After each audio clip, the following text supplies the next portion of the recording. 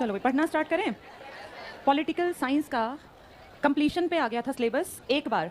इस बैच में जो भी नए जुड़ते हैं उनको ये पता होना चाहिए, इस बैच में सिलेबस चलता है रोटेशन में। अब अगले हफ्ते से हम लोग यहाँ बिल्कुल इनिशियल तरीके से हिस्ट्री पढ़ना स्टार्ट करेंगे।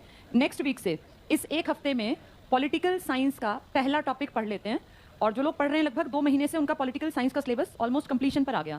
जो अभी जुड़े हैं उन्हें चिंता नहीं करनी, उन्हें अगले हफ्ते से हिस्ट्री का पहली क्लास यहाँ पे मिलनी स्टार्ट हो जाएगी। तो एंशिएंट हिस्ट्री सबसे पहले पढ़ेंगे, प्राचीन भारत, प्राचीन इतिहास कह लीजिए या भारतीय इतिहास कह लीजिए, ये पढ़ना स्टार्ट करेंगे नेक्स्ट वीक से।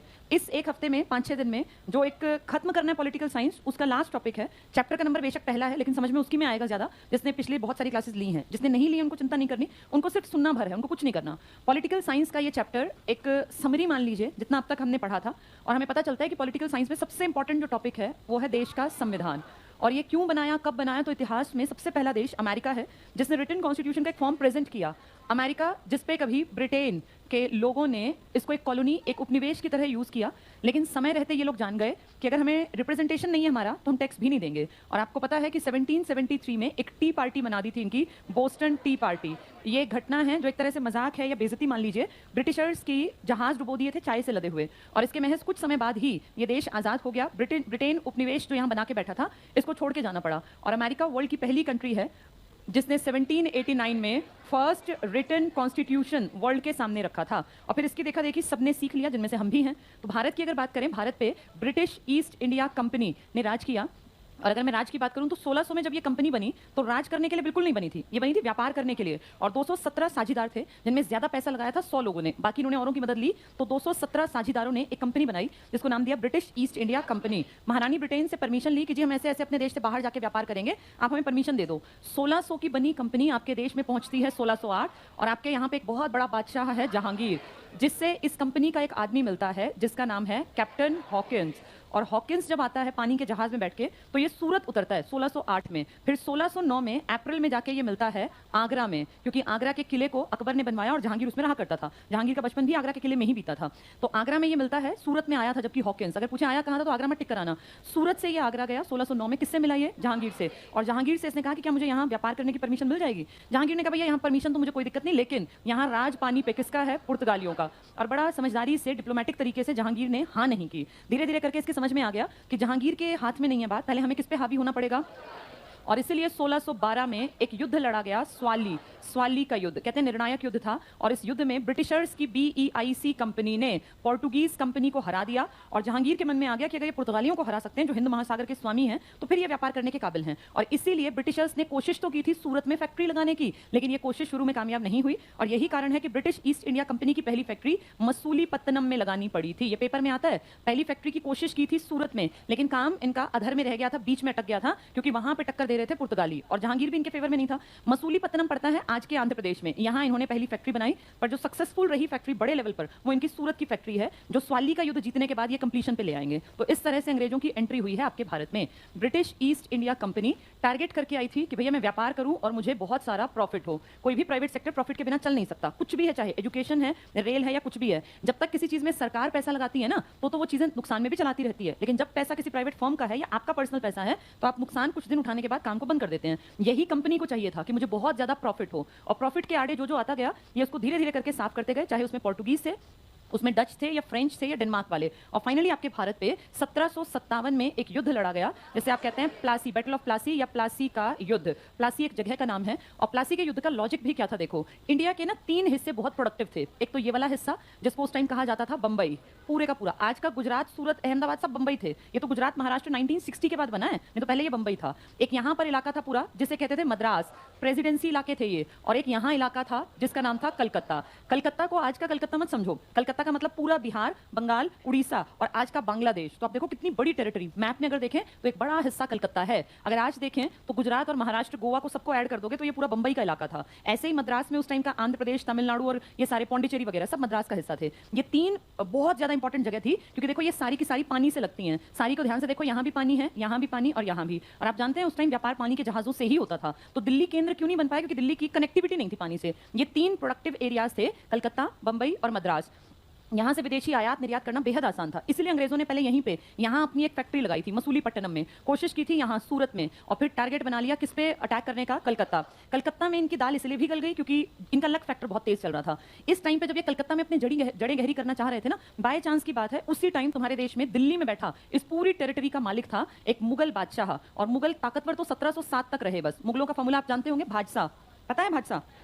बाबर, हुमायूं, अकबर, जहांगीर, शाहजहां, औरंगजेब, भाजसा ये पूरा खानदान है। बाबर से लेकर औरंगजेब तक का इतिहास 1526 से 1707 इसकी डेथ और इसकी शुरुआत है, जन्म नहीं है, इंडिया में शुरुआत है। ये 1526 से 1530 तक रहा, सिर्फ 4 साल। बाबर ने इन 4 सालों में अपनी जड़ें ऐसी जमाई कि इसके पोते के भी पड़पोते तक यहाँ राज कर गए। अंग्रेजों ने आके इनको उखाड़ा, अदरवाइज 4 सालों में इसने भारत पे इतना बढ़िया कब्जा कर लिया था। हुमायूं की अगर बात करें 1530 से 40 राज किया। वो लायकियत नहीं थी जो इसके पिताजी में थी, लेकिन 10 साल पिताजी की प्रॉपर्टी पे, क्योंकि भारत वीरान था, सुनसान था, कोई ताकतवर नहीं था, राज कर गया। फिर इसको टक्कर दी थी हुमायूं को शेरशाह सूरी ने, और उसने इसको यहां से भागने में मजबूर कर दिया। इसकी खुद की भी गलती थी, कभी हिस्ट्री में पढ़ेंगे। और यहां से फिर ये 15 साल गायब रहा। उस बीच में ये शाह ईरान के राजा के पास रहा। ईरान के राजाओं के नाम के आगे शाह लगाते थे, जैसे हमारे महाराजा और इस टाइप के नाम थे ना, बादशाह, ये ईरान के शासक के नाम के आगे शाह लगता था। तो ईरान के शाह ने इसको 15 साल अपने दरबार में रखा, 1540 से 1555। फिर इसकी वापसी हुई 55 में, जब आपके यहाँ शेरशाह सूरी के वंशज कमजोर हुए, तो इसने कहा, शाह ने, भाई तुम अगर चाहते हो अपनी प्रॉपर्टी में जाना, मैं मदद कर दूंगा, सेना, हथियार, जो चाहो। तो इसको लगा भाई दूसरे के घर में मेहमान कितने दिन तक रहेगा, फाइनली तो अपना घर चाहिए ना। वापस आया, और वापस आके इसने बड़ी आसानी से, क्योंकि भारत पे कोई ताकतवर राजा नहीं था, वापस से अपनी राजगद्दी हासिल कर ली। लेकिन इसकी किस्मत ने साथ नहीं दिया, और दिल्ली में एक जगह है जिसका नाम है शेर मंडल, एक लाइब्रेरी है। ये लाइब्रेरी बनी हुई है 8 पिलर्स के ऊपर, अलग अलग ऐसे पिलर खड़े करके, और ऐसे 8 पिलर्स के ऊपर एक लाइब्रेरी है। अभी भी अगर आप जाएंगे दिल्ली के जू के पास पुराना किला पड़ता है, ओल्ड फोर्ट, उसके अंदर ये लाइब्रेरी आज भी है। इस लाइब्रेरी को क्योंकि पिलर्स पे खड़ा किया गया ना, तो ऊपर चढ़ने के लिए सीढ़ियां बनाई गई, और सीढ़ियां ऐसी घुमावदार टाइप की थी। तो जब ये पढ़ने का शौकीन था, ये क्या नाम है इसका, हुमायूं, ये लाइब्रेरी बना रखी थी शेरशाह सूरी ने, जब वो दिल्ली पे राज कर रहा था उसने। तो इस लाइब्रेरी में ढेरों किताबें, विदेशी राइटर्स की, अपनी। अब ये पढ़ने लिखने का शौकीन था, किताब लेके 5-7 किताबें ली इसने लाइब्रेरी में से, और हाथों में भर के किताबें नीचे उतरने लगा। उसी टाइम जब ये सीढ़ियों की तरफ मुड़ा, अचानक से अजान सुनाई दी, और अजान जो मुस्लिम पक्के होते ना, वो अजान सुन के तुरंत से अपना पोजीशन में इसमें बैठ के और नमाज पढ़ने के उसमें आ जाते हैं। तो जैसे ये बैठने लगा, वो पैरों में इसके में एज था ही, जो इसने पहन रखा था लंबा सा कुर्ता, वो उलझ गया पैरों में, और हाथों में किताबें थी, तो कुछ जैसे लुढ़कने लगा, तो इससे कुछ पकड़ा नहीं गया। और उस टाइम पे भारी सीढ़ियां हुआ करती थी, वो जाके माथे में नीचे तक गया, माथे में एक सीढ़ी लग गई, और वहीं कहते हैं तड़प के ये मर गया। तो इसने कभी राज नहीं किया। पहले 10 साल आया तो मारकाट में चला गया, 15 साल विदेशों में रहा, और 1555 में वापसी, और 56 में ये घटना। जब ये मरा तो इसका बेटा महज 13 साल 8-10 महीने का था, अकबर। फिर उसने भारत को संभाला, और 14 साल के उस लड़के ने भारत के बादशाह के रूप में काम किया। और इस तरह से अकबर ने एक लंबा टाइम पीरियड भारत में बिताया, जिसमें आपके देश के बड़े बड़े राजपुताना जो इलाके थे, इन पे भी कब्जा इस अकबर ने कर लिया। तो अकबर की कुछ नीतियां खराब, कुछ नीतियां अच्छी भी थी। तो 1500 आप लगा लीजिए 56 में राज शुरू किया था अकबर ने, और जब तक ये जिंदा रहा यही भारत का राजा रहा। इसी बीच में ब्रिटिश ईस्ट इंडिया कंपनी बन गई अंग्रेजों की 1600 में, लेकिन वो आपके यहाँ आए तब तक ये मर चुका था। और 1605 से 1627 तक राज किया जहांगीर ने। जहांगीर, जो आप सबने सुना हुआ होगा, बड़ा अपने प्रति शौकीन आदमी था, तरह तरह की पेंटिंग्स बनवाता था, चित्रकला का स्वर्ण काल है। बहुत सुंदर पेंटिंग्स आज तक जो मिलती हैं वो जहांगीर के काल की मिलती हैं। जहांगीर के बाद इसका बेटा शाहजहां राजपाट संभालेगा, और आप सबने सुन रखा है ताजमहल शाहजहां की सबसे खूबसूरत बनवाई गई कलाकृतियों में से है। तो 1600 लगा लीजिए 27 से 1658, जब तक ये औरंगजेब हावी नहीं हुआ, अपने पिताजी को पकड़ने लायक नहीं बना, तब तक इसने राज किया। फिर औरंगजेब ने एक दिन अपने पिता को पकड़ के अपने भाई का मर्डर कर दिया, बड़े भाई का, दारा शिकोह का, और औरंगजेब को पकड़ के आगरा के किले में रोक दिया, बंदी बना दिया, क्योंकि आगरा के किले से ताजमहल सामने दिखता था। वहीं रहा, फिर ये 8 साल वहीं रहा, और फाइनली ये मर गया। उसके बाद अकेला राज किया औरंगजेब ने। तो औरंगजेब आप लगा लीजिए 1658 से जब तक जिंदा रहा तब तक राज करता रहा, और अपने पिताजी को पकड़ के जेल में बंद किया। इसका कोई लड़का इतना काबिल नहीं हुआ कि इसको हटा पाए, अंतिम सांस तक आराम से बैठा रहा, और इसकी एज भी काफी बढ़ गई थी, क्योंकि ये 1627 का है। आप लगा लो 80 साल का, 17 का, 27 का नहीं 17 का, 90 साल की उम्र में जाके मरा, और 90 साल तक ये राज करता रहा। तो इसके देखते देखते इसके बेटे भी बुढ़े हो गए। भाई 90 का जो आदमी, उसके बच्चे 70 के 65 इस एज के आ जाएंगे ना। तो इसका जो बड़ा बेटा था ना, इसके मरने के बाद जब वो गद्दी पे बैठा, तो वो उतना बुढ़ा था कि उसको अकल ही नहीं थी कि राज कैसे करना है। तो लोगों ने कहा इसको कुछ अता पता नहीं है। इसके बेटे का नाम रखा शाह ए बेखबर, कि एक ऐसा बेखबर आदमी है जिसको इतना तक नहीं पता कि मेरी प्रॉपर्टी कहाँ है। अगला लुढ़कने की स्टेज में था, उसको क्या मतलब प्रॉपर्टी से। देखो जवान बने रहा था तो उसको शौक हो कि मेरी संपत्ति। अब ये बुढ़ा 70 साल का, इसको कोई इंटरेस्ट नहीं। तो लोगों ने नाम भी क्या रख दिया, शाह ए बेखबर। इसीलिए देखो इसके आगे के कहीं नाम नहीं आते, उन्हें कहते हैं उत्तर मुगल। उत्तर मतलब बाद वाले, उसमें ढेर लोगों के नाम हैं, लेकिन कोई भी काबिल नहीं है। 5 साल बाद हट गया, 1 साल बाद हट गया, 2 साल बाद हट गया। और उन्हीं लोगों की सीरीज में एक आदमी था जिसका नाम था फर्रुखसियर। जो बाद के मुगलों में था ना, उनमें से एक आदमी आएगा जिसका नाम क्या है, फर्रुखसियर। ये फर्रुखसियर किसी बीमारी से पीड़ित हो गया, और इसको ठीक करने के लिए ढेरों वैद्य बुलाए, पर ये ठीक नहीं हुआ। जिस टाइम पर आपके यहाँ अंग्रेज आ गए थे ना, उस टाइम अंग्रेजी दवाइयां भी आ गई थी। तो फर्रुखसियर को जब इलाज नहीं मिल पाया वैद्य से, तो BEIC ने अपना एक डॉक्टर भेजा, और ये डॉक्टर क्योंकि विदेशी दवाइयां थी इनके पास अंग्रेजी, उसने इस तरह की कुछ दवाइयां दी कि ये ठीक हो गया, और इसको ठीक होते ही लगा भाई मुझे तो बचा लिया अंग्रेजों ने, तो इसने अंग्रेजों को कहा कि तुमने मेरी जान बचाई और अब इसके बदले में मैं तुम्हें इनाम देता हूं, इस पूरे एरिया में तुम बिना मुझे टैक्स दिए व्यापार कर लो। तो टैक्स फ्री व्यापार कर दिया। किस बेल्ट में? ये बहुत बड़ी गलती है, क्योंकि अगर टैक्स फ्री व्यापार होगा ना तो ये फिर बैठ जाएंगे यहाँ जम के। अब तक तो ये थे बाहर के आदमी, लेकिन अगर आपने टैक्स फ्री कर दिया तो फिर ये जम गए यहाँ। और फर्रुखसियर की उस गलती को हम आज तक भुगत रहे हैं। इतने साल तक आप जो इनके गुलाम बने, इसकी सबसे पहली शुरुआत थी टैक्स फ्री व्यापार, जो किस आदमी ने करवा दिया? फर्रुखसियर ने। धीरे धीरे करके इनकी हिम्मत बढ़ने लगी और इन लोगों ने टैक्स फ्री व्यापार के चक्कर में खूब तो मुनाफा कमाया और धीरे धीरे उस मुनाफे से यहाँ एक बहुत बड़ा किला टाइप बनाना स्टार्ट कर दिया। आपके यहाँ पे धीरे धीरे इन फर्रुखसियर वगैरह का प्रभाव कम हुआ, तो जो बंगाल था ना, यहाँ का शासक कहने लगा भैया मैं अपने इलाके को खुद संभालूंगा और मैं नहीं मानता दिल्ली में बैठे हुए शाही राजा की बात, मैं इंडिपेंडेंट हूँ, मैं अपना काम करूंगा। तो बंगाल के नवाब ने देखा कि मेरे पास प्रॉपर्टी है, मेरे पास बहुत टैक्स आता है और मैं चाहूँ तो अपनी प्रॉपर्टी पे खुद राज करूँ। तो इसके दिमाग में आया कि मुझे सबसे बड़ी प्रॉब्लम ये क्रिएट करके देंगे बीईआईसी वाले। तो बंगाल का एक नवाब था जिसका नाम था सिराजुद्दौला, ये आपने 8वीं क्लास में पढ़ा था, सिराजुद्दौला। इसने कहा अंग्रेजों को, बीईआईसी को, कि ये प्रॉपर्टी है मेरी और तुम यहाँ मुझसे बिना पूछे किलेबंदी कैसे कर रहे हो, किसने तुम्हें हक दिया? तो अंग्रेजों ने कहा हम ऐसे ही करेंगे किलेबंदी और जो तुमसे बन पड़ता है कर लो। सोचो इसकी प्रॉपर्टी, ये यहाँ का राजा नवाब, और इसको टक्कर दे रही है एक छोटी सी कंपनी जिनका कुछ है भी नहीं यहाँ पे। तो इस राजा ने कहा ठीक है मेरे घर में थोड़ी ना तुम अपना ऐसे बना लोगे किराए का काम। तो इसने सिराजुद्दौला ने कहा लड़ाई होगी, युद्ध स्टार्ट होना था और ये युद्ध होना था प्लासी नाम की जगह पर। जगह है प्लासी, प्लासी का युद्ध। अंग्रेज बहुत चालाक थे और अंग्रेजों की लंदन की लाइब्रेरी में आज भी एक कागज रखा है, कहते हैं उस कागज में लिखा हुआ है, राजीव दीक्षित का नाम सुना है तुम सबने? पता है राजीव दीक्षित? राजीव दीक्षित एक इंडियन थे जिन्होंने बहुत सारी पोल पट्टी खोजी है पुराने लोगों की और उन्होंने बहुत सारी बातें बताई। उनकी एक वीडियो में ये बात भी है कि जब ये प्लासी का युद्ध हो रहा था ना, तो यहाँ से एक लेटर गया था, यहाँ के मुखिया ने लिखा था जो बीईआईसी का था, और उसने अंग्रेजों को बताया था कि हमारे पास महज 300 सैनिकों की टुकड़ी है और इनके पास लाख के आसपास सैनिक हैं। 300 और लाख कहीं से कोई मतलब ही नहीं है बराबरी का, लेकिन ये 300 इन लाख पे हावी होंगे क्योंकि इन लाख में से बहुत सारे लोग गद्दार हैं और उन गद्दारों में सबसे बड़ा आदमी था मीर जाफर। और आप सबने बचपन में सुना होगा मीर जाफर ने सिराजुद्दौला के विश्वास को बिल्कुल खत्म कर दिया।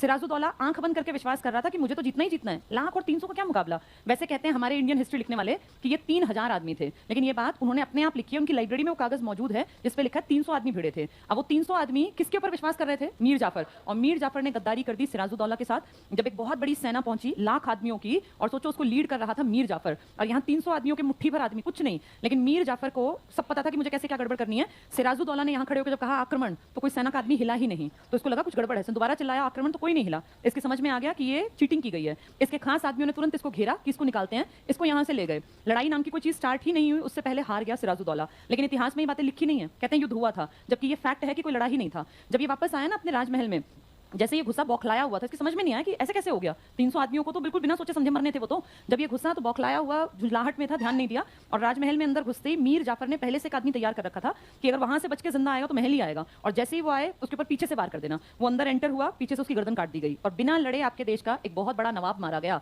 सिराजुद्दौला। और हिस्ट्री कहती है कि प्लासी के युद्ध में हम हार गए। हारना तब होता है जब लड़ाई हुई हो, ये तो लड़ाई ही नहीं हुई, ये तो स्पष्ट चीटिंग का कहीं ना कहीं काम था। लेकिन इसको इसलिए नहीं बताते कि भाई चीटिंग थी, ऐसा ना लगे ना कि लोग पुराने इतिहास के ऊपर उंगली उठाएं। असलियत ये है कि इस एक गद्दार आदमी ने बीईआईसी की जड़ पूरी तरह से जमा दी कलकत्ता में, और अब बीईआईसी को कभी कोई उखाड़ नहीं पाएगा, इतनी ताकतवर कंपनी बन जाएगी। इसके कुछ दिन बाद इनकी हिम्मत और बढ़ी और इन लोगों ने, बीईआईसी ने पहले कौन सी लड़ाई जीती है? प्लासी। प्लासी की लड़ाई से इनको बहुत फायदा तो नहीं हुआ, लेकिन इनकी जड़ शुरू हो गई थी। किसको हरा दिया इन्होंने? सिराजुद्दौला। अब इन्होंने सिराजुद्दौला को हरा के और बंगाल का नवाब बना दिया उस गद्दार आदमी को जिसका नाम था मीर जाफर। गद्दारी करने वालों को नुकसान तो बाद में उठाना पड़ता है। मीर जाफर को बहुत नुकसान हुआ। इसके पास कोई भी अंग्रेज जाता बीईआईसी का और कहता 2 लाख रुपए चाहिए, इसको देने पड़ते। कोई जाता 5 लाख चाहिए, 4 लाख चाहिए, हर आदमी पैसा खा रहा था। किस आदमी से? मीर जाफर। कोई कितने दिन पैसे देगा? 1 दिन, 2 दिन, महीना, 1 साल। मीर जाफर को समझ में आ गया कि भैया ये तो मुझे पूरा कंगाल कर देंगे और दिखावटी राजा बना दिया। अब जैसे ये चींची करने लगा कि मैं पैसे नहीं दूंगा, किस चीज के पैसे? भाई मैंने इतने करोड़ तुम्हें दे दिए, तो फिर कहा कि तू किस बात का राजा, और तुझे राजा बनाया किसने? हमने ना। इसको यहाँ से हटा दिया। मीर जाफर के मना करते ही पैसा हटा दिया। इसका एक रिलेटिव है जिसका नाम है मीर कासिम। कासिम बाजार भी इसी के नाम पर है। मीर कासिम को मुखिया बनाया। मीर कासिम बहुत समझदार आदमी था, ये समझ गया कि अगर मीर जाफर की तरह मैंने मना किया पैसे देने से तो ये मुझे हटा देंगे। इसने पैसे देने से मना नहीं किया, इसने सोचा ये रोज मेरे घर में आते हैं राजधानी में, क्यों ना मैं राजधानी यहाँ से हटा दूं, इतनी दूर ले जाऊं जो इनको आने में भी सोचना पड़े। अगर राजधानी 2 किलोमीटर पे तो रोज जाएंगे, 100 किलोमीटर पे तो कैसे जाएंगे रोज। इसने सबसे पहला काम किया, अपनी राजधानी का परिवर्तन किया, एक जगह से उठा के दूसरी जगह ले गया। पहला स्टेप था। दूसरा स्टेप इसने कहा अगर मैं इनका व्यापार फ्री करूंगा, करना पड़ेगा, फर्रुखसियर ने कर दिया, तो मैं इनके ऊपर टैक्स नहीं लगा सकता। लेकिन अगर मैं भारतीय लोगों का व्यापार भी टैक्स फ्री कर दूं तो फिर इंडिया के सामान की क्वालिटी ज्यादा बेहतर थी। इंडिया के सामान के सामने कुछ टिकता नहीं था। आपके यहाँ का जो कपड़ा था ना, उसकी कभी को बराबरी कर ही नहीं सका। इतना बेहतरीन कपड़ा इंडिया में बनता था। तो इसने कहा मैं इंडियन व्यापार को टैक्स फ्री कर दूं और इनके सामने हमारी क्वालिटी बहुत ऊपर है, इनका सामान बिकना बंद हो जाएगा, जिस चीज की डिमांड मार्केट में नहीं होगी वो खत्म हो जाएगी। ये बहुत बढ़िया प्लान था। लेकिन इस प्लान को सुनते ही अंग्रेजों को गुस्सा आया। उन्होंने कहा तुम ऐसे कैसे इंडियंस का टैक्स फ्री करोगे? इसने कहा क्यों, तुम्हें क्या दिक्कत है? तुमसे टैक्स ना ले रहा था ना लूंगा, तुम्हें क्या मतलब मैं किसी को फ्री दूं या ना दूं? तो उन्होंने कहा तुम हमारे खिलाफ साजिश कर रहे हो और अब तुम्हें लड़ना पड़ेगा। और इस बेचारे की कोई गलती नहीं है, लेकिन इसको भगा देंगे यहाँ से। फिर ये अपनी सेना लेके बंगाल की तरफ से लड़ाई की तैयारी शुरू कर देगा, जिसका नाम क्या है? मीर कासिम।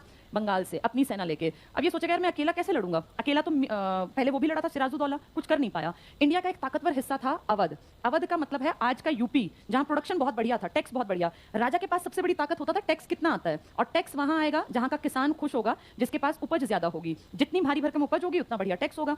आपके देश में अगर देश को आगे बढ़ाना है तो आपके देश में अमीर लोग लगातार संख्या बढ़ती रहनी चाहिए, क्योंकि अमीर आदमी टैक्स ज्यादा देता है। अगर आपके देश में बहुत सारे लोग अमीर होंगे तो टैक्स भी तो ज्यादा आएगा, ज्यादा गरीब होंगे तो देश की हालत खराब होगी। तो जहां किसान अमीर होंगे, किसान अमीर कब होंगे? जब उनकी, तो राजा को क्या बढ़िया दे पाएंगे? टैक्स। अवध का इलाका बहुत रिच था, गंगा का पूरा दोआब का इलाका। अवध का राजा था, इससे ये मिला बंगाल वाला, और इसने कहा यार देख विदेशी आ गए और विदेशियों को उखाड़ना जरूरी है, नहीं तो आज मुझे दुखी कर रहे हैं, कल ये बंगाल से तेरी तरफ भी तो आएंगे, और ये तो दिखती बात है, आज बंगाल तो कल यूपी है ही। इसने कहा ठीक है मैं भी तेरे साथ हूं। अवध के नवाब का नाम था शुजाउद्दौला। पहले सिराजुद्दौला था ना वो राजा, अब उस जैसा नाम है शुजाउद्दौला। ये भी तैयार हो गया। अब इन दोनों ने कहा यार दिल्ली से भी राजा को बुला ले, क्योंकि वो तो मुगलों का वंशज है और मुगलों का नाम बहुत बड़ा था। तो इन्होंने दिल्ली से शाही सेना बुला ली। शाही मतलब सोचो औरंगजेब के पुश्तों वाली। तो दिल्ली से शाही सेना आई, जिसका हेड था, क्या नाम था दिल्ली के राजा का, किसी को पता हो? शाह आलम द्वितीय, शाह आलम सेकंड भी कह देते हैं। ये तीन बहुत बड़े आदमी हैं, एक पूरे भारत का बड़ा आदमी मुगलों का वंशज ये, एक अवध यूपी का जहां से बहुत ज्यादा प्रोडक्शन निकलता है, और एक बंगाल का है ही जो अमीर इलाका है। इन तीनों ने अपनी सेना इकट्ठी की, जिसमें शाही सेना है, बंगाल की सेना है, अवध की सेना है, और इन तीनों ने टक्कर देनी है किस बड़ी कंपनी को? बीईआईसी को। अभी भी सबको लग रहा है कि बीईआईसी भाग जाएगी, क्योंकि बीईआईसी बहुत छोटी है, अभी बीईआईसी को इतनी ताकतवर नहीं है। बीईआईसी ने चीटिंग करके जीत लिया था 1757 का युद्ध, लेकिन हमेशा चीटिंग पॉसिबल नहीं होती। अब बीईआईसी को लड़ना पड़ेगा, और इन तीनों की सेना के सामने बीईआईसी छोटा है। लेकिन कितनी अजीब है, उसके मन में यह है कि मैं जीत जाऊंगा, और ऐसा ही हुआ। यह युद्ध सच में हुआ। इन तीनों की संयुक्त सेना और बीईआईसी की एक छोटी सी सेना पर बीईआईसी हमारे ऊपर हावी साबित हुआ, और बीईआईसी इन तीनों को हरा देगा। ये किसी को था नहीं एक्सपेक्टेड, और यह युद्ध कहलाता है इतिहास में बक्सर का युद्ध। बक्सर का युद्ध कब हुआ था? ये 1764 में, वो 1757 में है। आप ये देखो इतने थोड़े से समय में, वहां तो उनकी कोई औकात नहीं थी, और 7-8 साल बीते हैं और ये देश की सबसे बड़े राजाओं को हराने के काबिल बन गए। और इस तरह से बक्सर की लड़ाई में इन तीनों की संयुक्त सेना छोटी सी बीईआईसी से हार गई, और अब बीईआईसी को लगा हाँ अब हम इस काबिल हैं। अगर हमने भारत के मेन आदमी को हरा दिया, अवध के राजा को और बंगाल के राजा को, तो इनके सामने चौथा तो कोई आ ही नहीं सकता। इसका मतलब हम सच में काबिल हैं कि हम भारत पे राज करें। और धीरे धीरे देखना क्या हुआ, मीर कासिम का इतिहास में इसके बाद कहीं कोई जिक्र नहीं आता। ये टॉपिक खत्म हो गया यहाँ से। दिल्ली के शाह आलम सेकंड को इन्होंने इलाहाबाद बुलाया और कहा एक संधि होगी तुम्हारे और हमारे बीच। और आप देखो संधि का मतलब होता है बराबरी पे कोई चीज हो, लेकिन यहाँ क्या हुआ, यहाँ एक दरबार भरा। उस दरबार में बैठने की स्थिति पता है क्या थी? ये सारे हमारे जो भारतीय थे एक तरफ, और इस तरफ अंग्रेज। यहाँ का राजा खड़ा हुआ था और अंग्रेजों का राजा मतलब अंग्रेजों का जो सबसे बड़ा आदमी था बैठा हुआ था। यानी अंग्रेजों की स्थिति ऊपर है, अब हम खड़े हैं उनके सामने। जब जहांगीर के टाइम ये आया तो तुम्हें याद है दरबार में जहांगीर बैठा था और ये सामने खड़े थे। आज उल्टा हुआ। इस इलाहाबाद की संधि में हमारे राजा यहाँ खड़े थे और इनका राजा बैठा हुआ था। यहाँ साइन करने हमारे राजा आए। इससे ये बात क्लियर हुई कि अब इंडिया पे किसका राज है? अंग्रेजों का, और अंग्रेजों की इस कंपनी का। इस इलाहाबाद की संधि में बहुत सारी चीजें हुई, जिनमें से मेन सुन लो। ये आदमी तो गायब भी हो गया, इसका तो पता ही नहीं है। इसके बाद इसको मार दिया गया। अवध के शुजाउद्दौला को कहा गया कि तुमने बहुत बड़ी गलती की है और तुम्हें जरूरत क्या थी लड़ने की, अब इसका भुगतान करना पड़ेगा। उस टाइम पे इसके पास एक बहुत बढ़िया किला था जिसका नाम था चुनार का किला। कहते हैं अभेद्य किला था। इसमें अगर कोई राजा और उसकी सेना है ना तो उसको कोई भेद नहीं सकता, तोड़ नहीं सकता, ऐसा बढ़िया किला था। चुनार का किला बीईआईसी ने अपने कब्जे में ले लिया। यानी अब बीईआईसी के सैनिक और इसका सारा जो लड़ाई का सामान है वो रखेंगे। तो एक ताकतवर किला इनके पास आ गया, और इसको कहा तूने बिना बात लड़ाई में हिस्सा लिया, इसके बदले अब तू हमें 50 लाख रुपए देगा। तो सोचो कितनी बड़ा अमाउंट। आज 50 लाख बहुत बड़ी बात है। ये मैं 1764 की बात कर रही हूँ, जब शायद एक पैसा भी बहुत कीमती था। तब कितने लाख रुपए मांगे इनसे, और इसने दिए। अगर नहीं देता पैसे तो इसको मार डालते। शाह आलम को कहा जी आपने बहुत बड़ी गलती की यहाँ के, और अब इसका भुगतान ये है, आप क्योंकि भैया आपके बाप दादा बहुत बड़े थे, आपके साथ कोई इस तरह का व्यवहार नहीं कर सकते, लेकिन आप जो ये बहुत बड़ा इलाका है ना जहां से आप पैसा खाते हैं, 3 इलाके, बंगाल, बिहार और ओडिशा, इन तीनों से आने वाला टैक्स अब के बाद हम रखेंगे। हम मतलब बीईआईसी, यानी जो राजा की इनकम का एक बहुत बड़ा साधन है, इस पे किसने कब्जा कर लिया? बीईआईसी ने। ये सबसे इंपॉर्टेंट बेल्ट है और यहां से इतना टैक्स आता है कि अब बीईआईसी को एक तरह से नदी बहेगी पैसे की इनकी तरफ। ये विदेशी हैं, इनका 1 रुपया नहीं था हक यहाँ पर, लेकिन आज ये आपके देश का ढेरों पैसा खाएंगे और ये टैक्स आपके देश का किसान देगा। और पहले टैक्स देता था वो यहाँ के राजा को, दिल्ली के राजा को। वो राजा इसके बदले में सिक्योरिटी देता, तरह तरह की इमारतें बनवाता और बहुत सारे सुख देता। अब ये टैक्स किसान किसको देगा? बीईआईसी को, जो सिर्फ और सिर्फ इसको एक्सप्लॉइट करेगी। यानी अब सबका नुकसान होगा। मीर जाफर एक की गलती सबको भुगतनी पड़ रही है आगे तक। और 1765 की इस इलाहाबाद की संधि ने इनके हथियार इतने बढ़ा दिए, क्योंकि अब इनके पास पैसा है, टैक्स आता है। ये उस टैक्स के पैसे से हमें बेवकूफ बनाने का कितना बढ़िया साधन। हमारे यहाँ से व्यापार करेंगे, सामान खरीदेंगे, पहले हमसे टैक्स लेंगे, फिर उस टैक्स के पैसे में से हमें पैसे देंगे और फिर वहां पैसा जो बच गया उससे हथियार खरीदेंगे। यानी हमारे पैसे को डबल तरीके से अपने फायदे के लिए यूज करेंगे ये बीईआईसी वाले। और 1765 के बाद इनकी इतनी चालाकी, साउथ की तरफ बढ़ेंगे ये। और साउथ में एक इलाका है जिसका नाम है मैसूर। 1767 में मैसूर पे अटैक कर देंगे कि मैसूर पे कैसे कब्जा करें, और इसी के पैरेलल में फिर ये मराठों पे कब्जा करने का प्लान करेंगे और धीरे धीरे करके साउथ की बेल्ट को खा जाएंगे। इस तरह से अंग्रेज पूरे भारत पे हावी हो गए। तो हमारी बेवकूफियां थी कहीं ना कहीं, ऐसे अपनी कमजोरी के चलते आपका भारत आपके हाथ से गया। अगर मीर जाफर जैसे ना होते देश में लोग, तो फिर कैसे ये जीत जाते? चीन का नाम सुना है ना सबने? बीईआईसी कमजोर कंपनी नहीं है। किसके साथ भी व्यापार किया था? चीन और भारत के साथ भी। लेकिन भारत में गद्दारों ने इनको अंदर तक घुसने के लिए परमिशन दे दी, या उनकी गलती हमारी? चीन ने इसको स्ट्रिक्टली कहा कि मेरे इलाके के अंदर एंट्री नहीं होगी, व्यापार करना है कर लो। 5 पोर्ट बता दिए। पोर्ट तो अपने यहाँ भी थे, सूरत पोर्ट था, मसूलीपट्टनम पोर्ट था, लेकिन हमारे पोर्ट के आगे तक घुसने का रास्ता हमने खुद खोल के दिया इन्हें। चीन ने कह दिया ये 5 पोर्ट हैं, इन पे कितना ही व्यापार करो, इनसे आगे अगर तुम बढ़े तो फिर अटैक होगा। उन लोगों में यूनिटी थी, वो हमारी तरह गद्दारी नहीं करते थे। इसीलिए बीईआईसी चीन के अंदर तक नहीं घुस पाया। इसलिए चीन पे ना तो भाषा का प्रभाव बदला, वो आज भी चाइनीज बोलते हैं, मैंडरिन बोलते हैं, वहां आज भी अंग्रेजी का प्रकोप नहीं है। ना उनके खान पान पे बदलाव आया, ना उनके पहनावे पे। इंडिया ने एंट्री देके अपनी पूरी तरह से संस्कृति को, भाषा को, पहनावे को, खान पान को, किसी चीज को देखने के प्रति नजरिए को, अपनी समझ को खत्म कर दिया। आज अगर कहें इंडियन कल्चर, तो वो कहीं भी नहीं है। और हम सब के, देखो इस चीज को ऐसे ऑब्जर्व करो, तुम आज जहां भी हो, चाहे किसी भी गांव में रहते हो, हर किसी के मन में इच्छा है कि मेरे आगे आने वाली पीढ़ी पूरी तरह से इंग्लिश मीडियम स्कूल में पढ़े। हमारे बच्चे, सबके मन में है, कोई ऐसा नहीं आप में से कहे कि नहीं मैं तो अपने बच्चों को गांव में पढ़ाऊंगा। आप कहीं पढ़ो फर्क नहीं पड़ता, पर हर कोई सोचता है मेरे आने वाली पीढ़ी बहुत अच्छी इंग्लिश बोलना जानते हो, बहुत स्मार्ट हो, इंटेलेक्चुअल हो। हमने इंटेलेक्चुअल की परिभाषा में अंग्रेजी को मस्ट कर लिया। जिसको अंग्रेजी अच्छी नहीं आती, हमें ऐसा लगता है कि वो उतना पढ़ा लिखा नहीं है। हर स्कूल ने कंपलसरी कर दिया। और पता है आजकल स्कूल में फाइन भी लगाते हैं जो इंग्लिश नहीं बोलते हैं बच्चों पर। हिंदी ना बोलने पर कोई फाइन नहीं है, अंग्रेजी बोलने पर, ना बोलने पर फाइन है। आप ये देखो हम दिमागी तौर पे कितने ज्यादा गुलाम आज तक हैं। चाइना में अंग्रेजी बोलना कोई कंपलसरी नहीं है। अब इस पेंडेमिक के बाद दुनिया में नंबर 1 देश कौन सा है? चीन। तुम्हें पता है अमेरिका को कितना पीछे कर दिया चीन ने हर चीज में? इस पेंडेमिक ने अमेरिका को दुनिया की रेस में जो नंबर 1 पे था, और अब से नहीं, सेकेंड वर्ल्ड वॉर के खत्म होने के बाद से दुनिया में नंबर 1 बना हुआ था यूएसए, यूएसएसआर। यूएसएसआर 1990 में टूटा और इसकी ये जगह फिर किसके पास आ गई थी?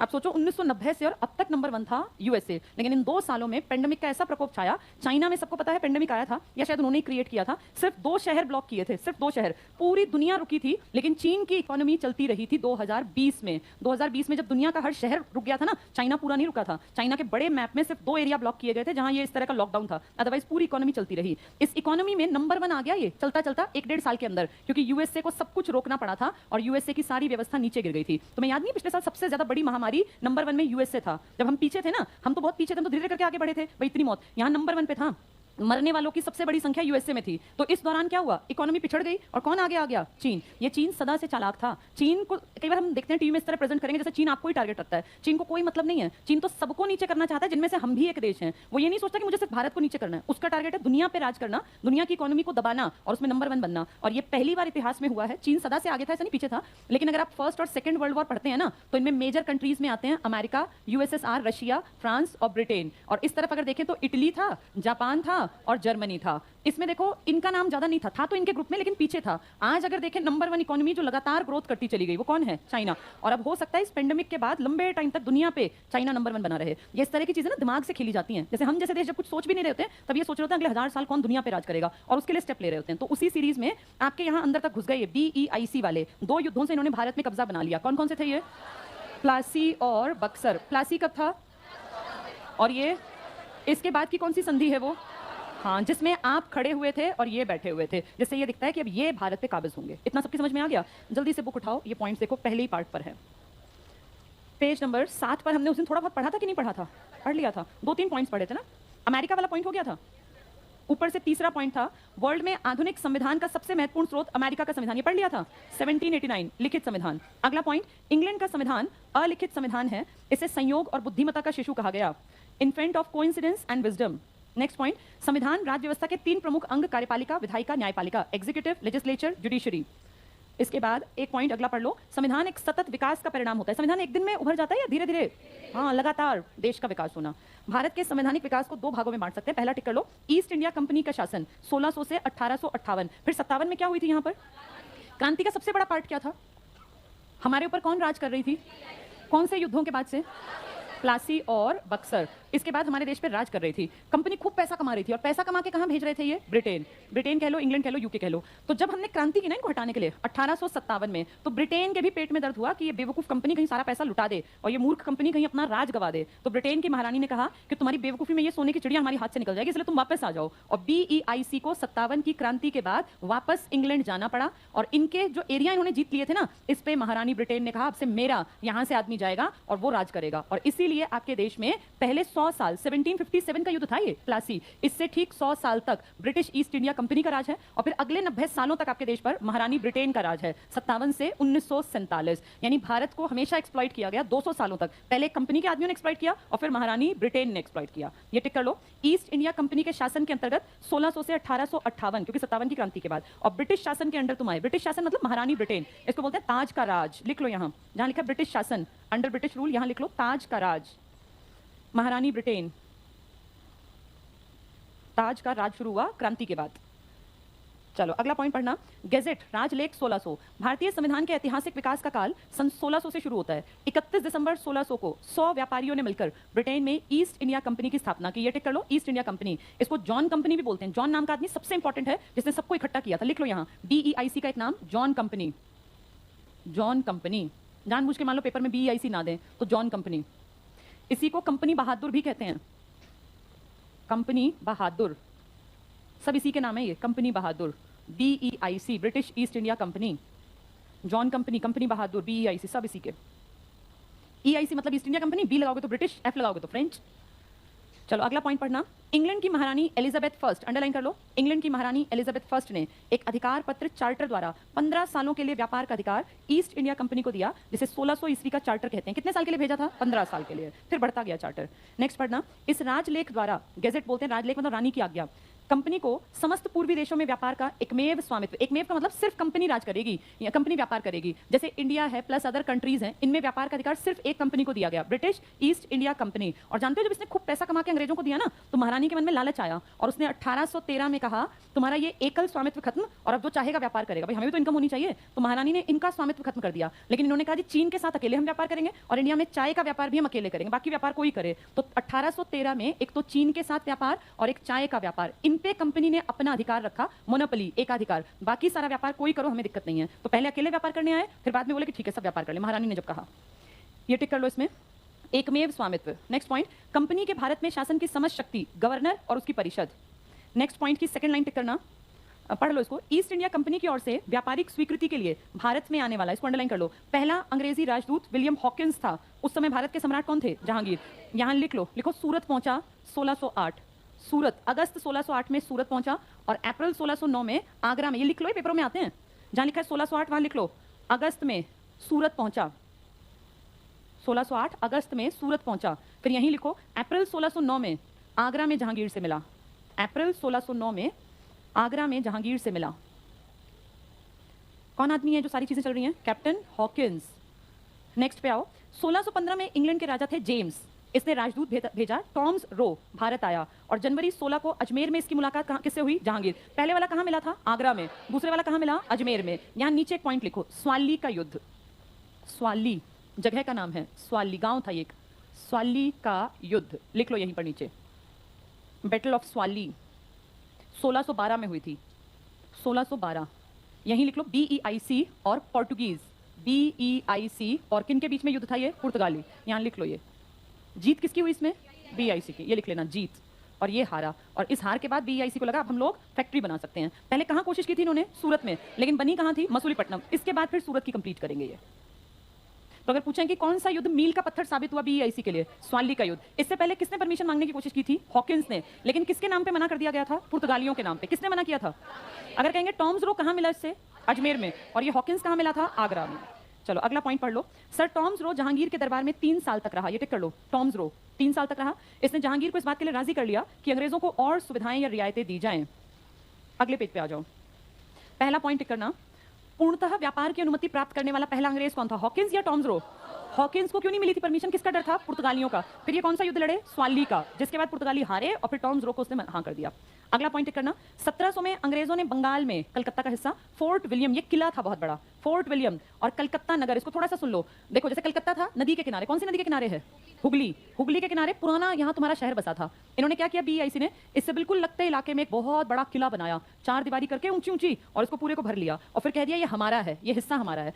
ये अंग्रेजों की भाषा में कहते हैं कि एक आदमी ने कलकत्ता बसाया था जिसका नाम था जॉब चारनाक। ये एक आदमी का नाम है जॉब चारनाक। कहते हैं इसने कलकत्ता शहर बसाया था। पुराने टाइम का कलकत्ता अलग था, ये इसने बसाया जॉब चारनाक ने। और यहाँ ये बड़ा सा किला जिसको नाम दिया गया फोर्ट। फोर्ट मतलब किला। कौन सा फोर्ट? हाँ विलियम्स। बाद में यहाँ कॉलेज भी बने थे, फोर्ट विलियम, किला भी है कॉलेज भी है। और ये इंपॉर्टेंट है, इसका एडमिनिस्ट्रेटर बनाया था एक आदमी को, चार्ल्स अय्यर करके, वो एडमिनिस्ट्रेटर था। फिर इन्होंने ऐसा कब्जा जमाया कि हमें दिया ही नहीं कलकत्ता वापस। ये टिक कर लो, बंगाल में फोर्ट विलियम, यहाँ लिख लो चार्ल्स अय्यर, जिसने यहाँ पे काम संभाला था। चार्ल्स EYER, ये इसका फर्स्ट एडमिनिस्ट्रेटर है, पहला प्रशासक इस पूरे फोर्ट का, पहला प्रशासक चार्ल्स अय्यर।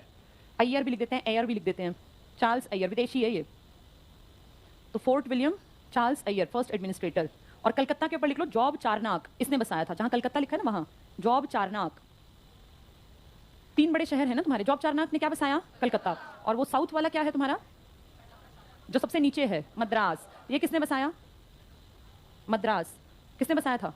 फ्रांसिस डे ने। ऊपर इस किताब में लिख लो ये बात, फ्रांसिस डे, इसने ये बसाया था मद्रास। और हैदराबाद की स्थापना किसने की थी? ये पेपरों में आते हैं, ये हैदराबाद ऊपर लिख देती हूँ यहाँ, मद्रास फ्रांसिस डे। कलकत्ता लिख लो Job Charnock, Madras Francis Day, Francis Day ने। और हैदराबाद, हैदराबाद बसाया था चिन किलिच खान, चिन किलिच खान। इसी का नाम है निजाम उल मुल्क। चिन किलिच खान ज्यादा आता है पेपरों में, चिन किलिच खान या निजाम उल मुल्क, इसने हैदराबाद बसाया। और मद्रास फ्रांसिस डे ने। और कलकत्ता तुमने लिख ही लिया, किसने बसाया? जॉब चारनाक ने, जॉब चारनाक ने। और दिल्ली तुम जानते ही हो, किसने बसाई थी? अनंगपाल तोमर ने। इकट्ठे लिख लो ये सारे, अनंगपाल तोमर ने 8वीं शताब्दी में, 8th सेंचुरी में। और नई दिल्ली किसने बसाई? एडविन लुटियंस ने। एक पेज पे ही लिख लेना कहीं भी, एडविन लुटियंस प्लस एक ही आदमी का नाम है ये, और लिख लो इसमें, उर्फ नहीं होता, उर्फ उर्दू में उर्फ बोलते हैं, जो ये कैदी वैदी भाग भूग जाता है इनका फलाना उर्फ उर्फ करके लिखते हैं, वही एक ही आदमी है, ये दोनों उपाधि हैं, एडविन लुटियंस और हर्बर्ट बेकर। इन्होंने नई दिल्ली बसाई है। हर्बर्ट बेकर ये डिजाइनर हैं, आर्किटेक्ट कह लो, नई दिल्ली।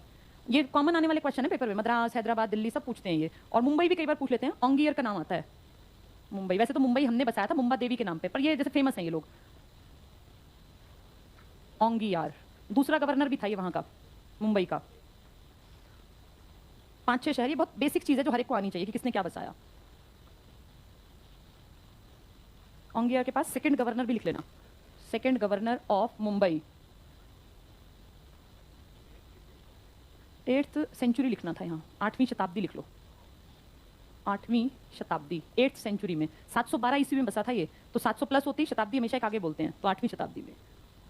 एडविन लुटियंस और हर्बर्ट बेकर ने नई दिल्ली के 3 स्ट्रक्चर मेन बसाए हैं, एक पार्लियामेंट हाउस, एक राष्ट्रपति भवन और एक इंडिया गेट, जिसका नाम है the war memorial. Herbert baker और एडविन लुटियंस के 3 स्ट्रक्चर, ये लिख लो, ये सब कॉमन आते हैं बहुत बेसिक क्वेश्चंस में। हर्बर्ट बेकर और एडविन लुटियंस के पास लिख लो संसद भवन, राष्ट्रपति भवन और इंडिया गेट, या ब्रैकेट में the war memorial, the war memorial. 3 बड़े स्ट्रक्चर नई दिल्ली के, लिख लिया तीनों? इसको हटा दो, इस पेज को जल्दी से लिख लो फटाफट। 4-5 नाम हैं मेन। मद्रास फ्रांसिस डे का, हैदराबाद निजाम उल मुल्क चिन किलिच खां का, दिल्ली अनंगपाल तोमर, नई दिल्ली लुटियंस और हर्बर्ट बेकर, और ओंगियार ने बसाया मुंबई, और कलकत्ता जॉब चारनाक ने।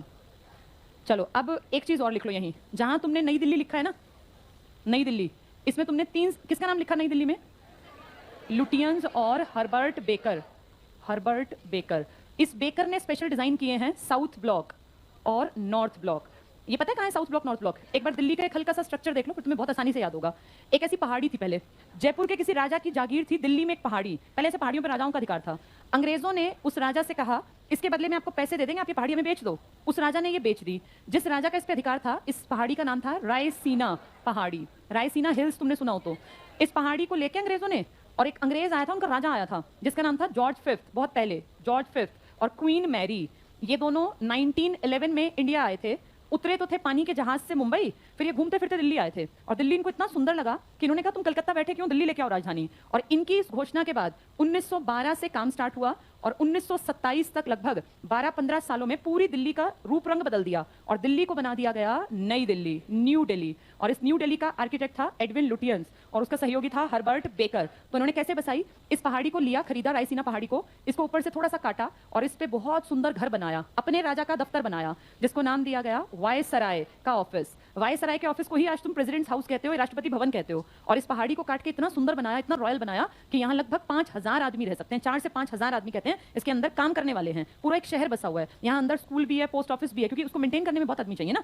इस पहाड़ी के ठीक सामने, पहाड़ी नीचे की तरफ उतरती है, इस पहाड़ी के ठीक सामने के रोड पर ऐसे ये राजपथ है और इससे थोड़ा सा नीचे उतरते हैं यहाँ बड़ी बड़ी 2 बिल्डिंग है जिसका नाम है नॉर्थ ब्लॉक और साउथ ब्लॉक। जितने पीएम के बड़े बड़े जानकार है ना, जिसमें वित्त मंत्री, ये सब बड़े बड़े मंत्री, ये सब यहाँ पर दफ्तर है इन सबके, इन ब्लॉक्स में ही इन सबकी बैठकें होती हैं और यहीं पे आपके देश का हर साल बजट तैयार किया जाता है। तो ये सोचो सब आसपास रहते हैं, ये राष्ट्रपति का, ये सारे बड़े बड़े लोग। और फिर इसको और लंबा ले जाए यहाँ, तो यहाँ आपका द वॉर मेमोरियल, जो आपको मेमोरी याद में बनाया गया है, फर्स्ट वर्ल्ड वॉर में जितने इंडियन नागरिक मरे, सैनिक मरे, और एक इंडिया बर्मा युद्ध हुआ था, पेपर में जब आएगा आधों को पता नहीं चलेगा, इंडिया बर्मा युद्ध हुआ था, उसमें जो मारे गए उन सबके नाम यहाँ की दीवारों पे अगर आप गए हैं तो आपने देखा होगा लिखे हुए हैं। इसका नाम दिया गया द वॉर मेमोरियल। 1971 में आपकी और पाकिस्तान की लड़ाई हुई, उस लड़ाई में जितने लोग शहीद हुए उनकी याद में यहाँ पर अमर जवान ज्योति 1972 से लगातार जल रही है। तो 1971 के युद्ध में शहीद हुए लोगों की याद में अमर जवान ज्योति इंडिया गेट पर, ये पहले बन चुका था और इस पे जो नाम लिखे हैं वो फर्स्ट वर्ल्ड वॉर और इंडिया बर्मा युद्ध में मारे गए सैनिकों के हैं। क्या ये बातें समझ में आ गई? ये है नई दिल्ली। तो जो ये नाम लिखे ना बहुत सारे, ये इसलिए अलग अलग है। दिल्ली नहीं बसाई अंग्रेजों ने, दिल्ली तो हमने पहले बसा रखी थी। किस आदमी ने? अनंगपाल तोमर। तोमर डायनेस्टी थी, तोमर वंश था जिसमें कई राजा हुए, जिनमें से एक का नाम है अनंगपाल, सूरजपाल, अनंगपाल, ये एक परिवार के हैं। 8वीं शताब्दी के बाद इसी को नया बनाया था इस आदमी ने, जिसका नाम क्या था? एडविन लुटियंस और हर्बर्ट बेकर। ये सारे उतार लिए यहाँ पर, बस ठीक है। इसका लास्ट पॉइंट टिक करो, बाकी कल पढ़ेंगे। लास्ट के पॉइंट्स पे आ जाओ, पेज 8 पर। 1700 में अंग्रेजों ने बंगाल में फोर्ट विलियम, ये तो पढ़ लिया ना, कलकत्ता नगर की स्थापना। कलकत्ता का फाउंडेशन का क्या कहते हैं, किसने किया? जॉर्ज चारनॉक ने। अगला पॉइंट, अंग्रेजों ने बंगाल में अपने साम्राज्य की नींव प्लासी के युद्ध में 1757 में डाली और रॉबर्ट क्लाइव को बंगाल का पहला गवर्नर बनाया। क्लाइव बड़ा तेज आदमी था। नेक्स्ट टिक करना, अक्टूबर 1764 बक्सर का युद्ध, इसमें हेक्टर मुनरो था अंग्रेजों की तरफ, लिख लो यहाँ, हेक्टर मुनरो। हेक्टर मुनरो, ये पूछते हैं कौन सी लड़ाई में कौन था? प्लासी में था क्लाइव और इसमें बक्सर में था Munro. Munro, Hector Munro, underline करो। बक्सर युद्ध में अंग्रेजी सेना विजयी हुई। बक्सर युद्ध के बाद 1765, वेरी वेरी इंपॉर्टेंट, इलाहाबाद की संधि। इस संधि के टाइम पे वापस क्लाइव आ गया। देखो क्लाइव कैसा है, क्लाइव कौन से युद्ध में था अभी पढ़ रहे थे? हाँ, जब प्लासी हुआ तो कौन गद्दारी कर रहा था? मीर जाफर ना। उसको किसने बहका के अपनी तरफ किया था? क्लाइव ने। क्लाइव एक महाचालाक आदमी था। 1757 में था ये, 1764 में क्लाइव नहीं था। क्या नाम था उस आदमी का? Hector Munro. लेकिन जब इस युद्ध का खात्मा हुआ और संधि का टाइम आया, कौन सी संधि थी? इलाहाबाद, तो वापस क्लाइव आ गया। क्लाइव बड़ा चालाक आदमी था। ये 2 जगह दिखाई देगा, एक पहले युद्ध में और एक संधि में। लेकिन सेकंड युद्ध में कौन था हेड? Hector Munro. ये टिक कर लो यहाँ, इलाहाबाद की संधि के पास लिख लो, रॉबर्ट क्लाइव। क्लाइव बहुत चालाक था, इसने इंडिया को पूरी तरह से अपने कब्जे में लेने में पहला बड़ा स्टेप उठाया था। आगे टिक करना, ये संधि लिखा बंगाल के नवाब, बंगाल का नहीं था ये मुगलों का था।